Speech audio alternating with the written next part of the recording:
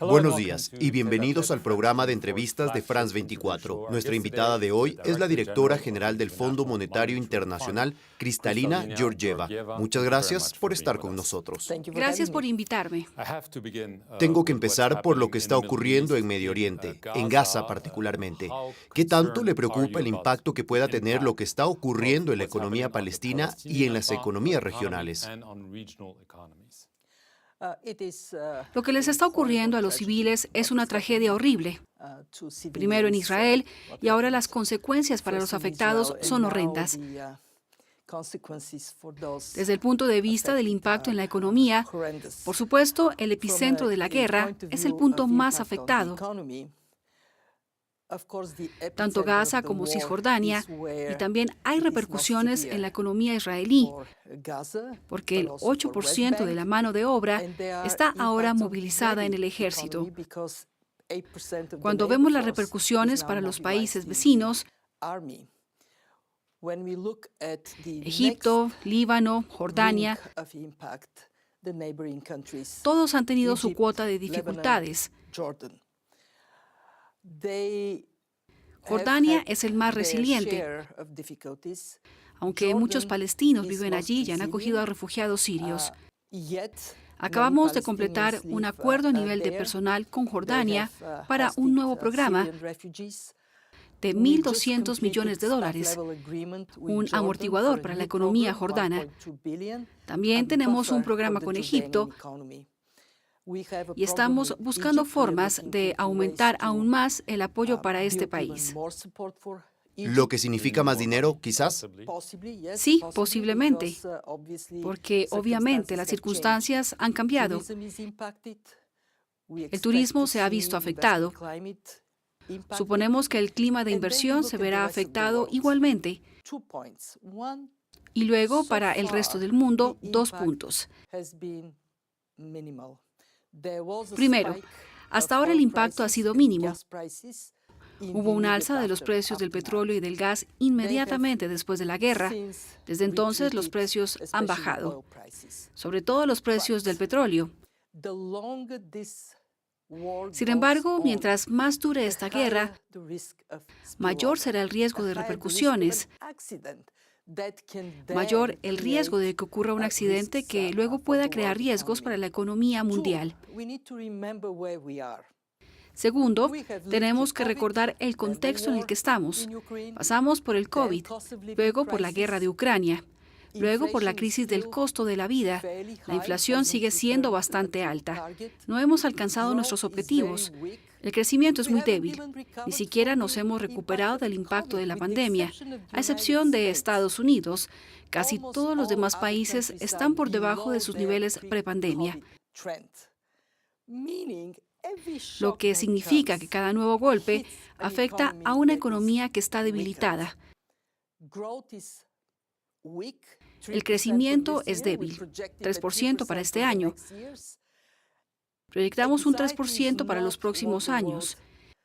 El mundo no necesita ansiedad, así que esperamos que esta guerra termine lo más pronto posible. Como lo acaba de mencionar, existen todas esas crisis. También podríamos añadir las tensiones entre Estados Unidos y China que afectan la economía. Mencionó la inflación. ¿Le preocupa la inflación en los países pobres, especialmente en Europa o en Estados Unidos? Hay mecanismos para amortiguar el impacto, pero no en esos países. Claro que nos preocupa. ¿Por qué? Primero, porque los niveles de deuda han subido en todas partes y afectan especialmente a los países pobres. Segundo, porque las altas tasas de interés, aunque son necesarias para contener la inflación, hacen que a estos países les resulte mucho más difícil satisfacer las necesidades de su población. Y por si fuera poco, sus monedas se devalúan. Y entonces, cuando una moneda se devalúa, todo lo que se importe cuesta más.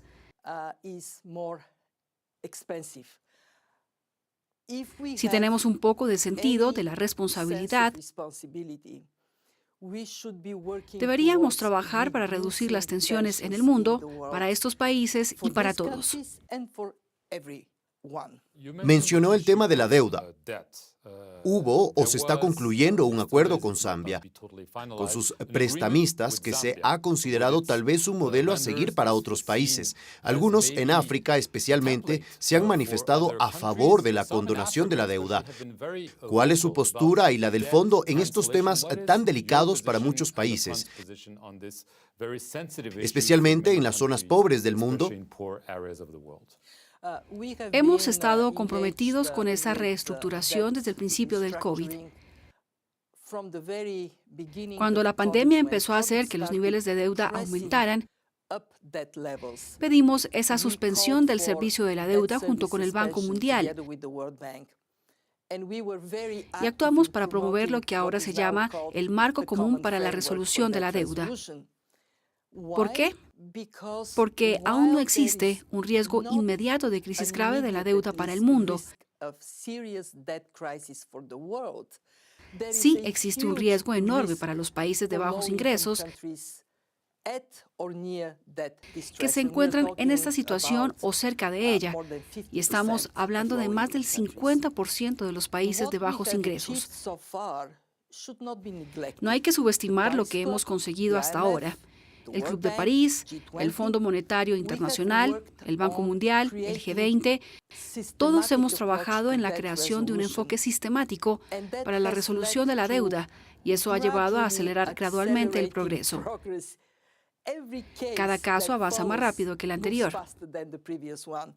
Chad, 11 meses.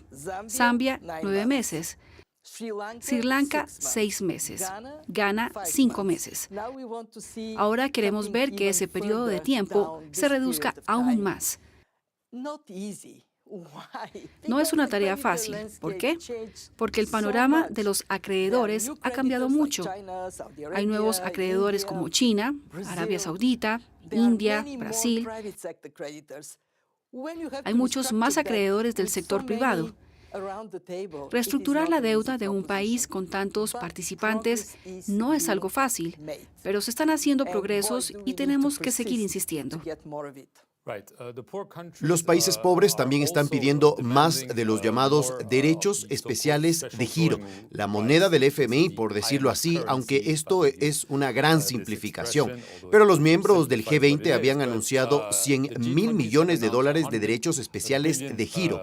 Usted dijo que se había alcanzado el objetivo, pero algunos están diciendo que eso no es cierto, que el dinero no está, como ha pasado con el cambio climático y otros temas. Los países ricos prometen mucho, pero hacen poco. El dinero está ahí. ¿En serio? ¿Los 100.000 millones? En realidad, los compromisos superan los 100.000 millones. Hagamos las cuentas de lo que tenemos. En el Fondo Monetario Internacional hemos movilizado $55.000 millones de derechos especiales de giro para nuestro Fondo Fiduciario para el Crecimiento y la Lucha contra la Pobreza, que es el instrumento que nos permite otorgar préstamos a 0% de interés a los países de ingresos bajos. Hemos movilizado más de $40.000 millones para el Fondo Fiduciario para la Resiliencia y la Sostenibilidad. Así que sí, el dinero tardará en desembolsarse, porque obviamente no vamos a entregarlo todo de golpe, pero el dinero está ahí. Y como ahora tenemos incluso más de 100.000 millones, estamos trabajando con bancos regionales de desarrollo para ver si podemos hacer aún más. Por último, la COP28 está a la vuelta de la esquina. Una vez más se prometieron $100.000 millones al año aquí en París en 2015, algo que nunca ocurrió. Pero incluso más allá de eso, las necesidades de los países subdesarrollados o países pobres para 2030 son, según tengo entendido, de más de $2,4 billones. Pero ¿cómo se alcanza esta cifra si el dinero no está ahí? En primer lugar, permítame dejar claro que los $100.000 millones de derechos especiales de giro están ahí, y nos tomó menos de 2 años llegar a ese punto. Tiene toda la razón en que el mundo necesita movilizar financiación para los mercados emergentes y las economías en desarrollo. porque si no lo hacemos, estos aumentarán sus emisiones, y no importa lo que Francia logre en cuanto a la reducción de sus propias emisiones, estaremos fritos. ¿Es esto posible? Por supuesto que es posible. De hecho, hemos examinado lo que puede conseguirse a nivel nacional. Si los países movilizan más dinero, gracias a las mejoras en la recaudación de impuestos procedentes de aquellos que pueden pagar, pueden obtener hasta un 8% del PIB en términos de capacidad nacional adicional.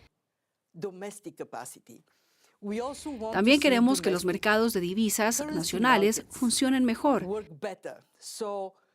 para que los países puedan emitir bonos y mejorar su propia capacidad financiera. Pero entonces, por supuesto, necesitamos que el dinero venga de fuera.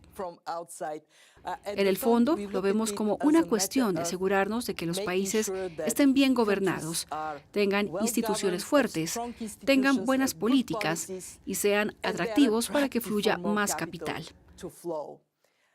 No va a ser una solución milagrosa para la crisis climática. Hará falta que todos nos tomemos de la mano y, sobre todo, que trabajemos juntos, cooperando. Les pido que cuando estemos en la COP28, por favor, dejemos a un lado nuestras diferencias, dejemos de buscar culpables y más bien nos tomemos de la mano.